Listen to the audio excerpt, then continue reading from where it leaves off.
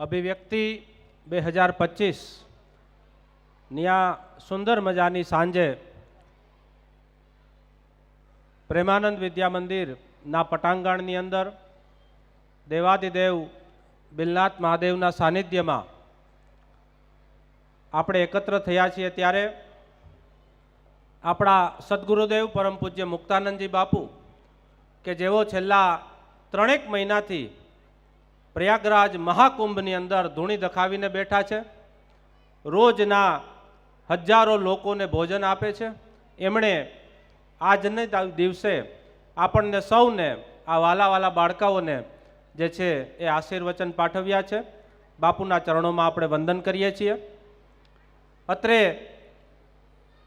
બાપુના પ્રતિનિધિ રૂપે એમના શિષ્ય ગણેશાનંદજી મહારાજ આપણી વચ્ચે ઉપસ્થિત છે.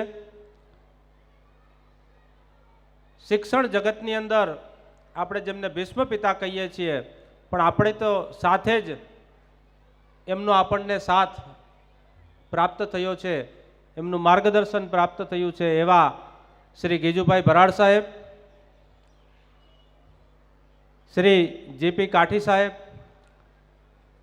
શ્રી જીતુભાઈ ભિંડી, કેડી પંડ્યા સાહેબ, ચેતનભાઈ, કમલેશભાઈ, સંજયભાઈ, અમારે ધીરુભાઈ, અમારે ડૉક્ટર વીરેન્દ્રભાઈ, ડૉક્ટર મનીષભાઈ જાની, ચિરાગભાઈ પંડ્યા, અમારે જાગૃતિબેન અહીંયા ઉપસ્થિત છે. આ ઉપરાંત ઘણા બધા મહેમાનો મંચસ્થ અને મંચાભિમુખ આપ સૌનું પ્રેમાનંદ પરિવારના આંગણે સ્વાગત તો અમારી વાલી દીકરીએ જ કર્યું. સ્વાગત એમણે એટલે કર્યું કે આ કાર્યક્રમ જે છે એ વિદ્યાર્થીઓ દ્વારા છે, વિદ્યાર્થીઓ માટેનો છે, માટે વિદ્યાર્થીઓ જ આનું આખું આયોજન કરે છે, એટલે એમણે જ આપણને સૌને આવકાર્યા. જ્યારે એન્યુઅલ ફંક્શન છે આજે પ્રેમાનંદ સ્કૂલનું, ત્યારે આ ફંક્શન વિશે થોડી માહિતી મારે તમને દેવી છે કે આ 3 તબક્કામાં કાર્યક્રમ છે.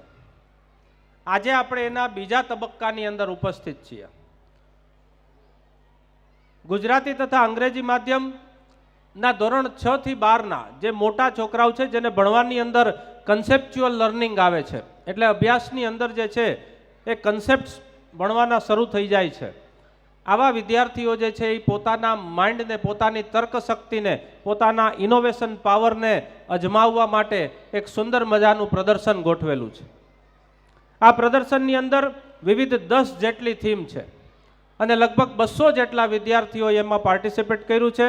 આજે અને આવતીકાલે ઓપન જુનાગઢ માટેનું આ પ્રદર્શન સવારે 9 થી 1 દરમિયાન ચાલુ હોય છે. આજનો દિવસ જતો રહ્યો છે, કોઈ કદાચ રહી ગયું હોય તો આવતીકાલે પધારજો સવારે 9 થી 1. નહીં જોવો તો ભૂલશો એવું સરસ છે. અને શિક્ષણ જગતના ઘણા બધા માનદાતાઓ અહીંયા બેઠા છે, સમાજના આગેવાનો બેઠા છે. હું કહીશ કે આ પ્રદર્શન એક અનપોલિશ્ડ પ્રદર્શન છે, અનપોલિશ્ડ.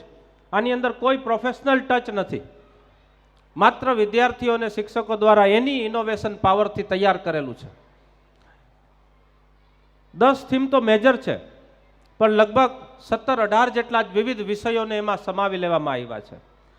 ધર્મ અને આધ્યાત્મથી શરૂ કરી અને આર્ટિફિશિયલ ઇન્ટેલિજન્સ સુધીની વાતો, રોબોટિક એન્જિનિયરિંગ, અમારા બાળકો ત્યાં રોબોટ તમને ચલાવીને બતાવે છે. અને આજના જમાનાના વિકટ પ્રશ્નો, સોશિયલ મીડિયાથી થતા નુકસાનો,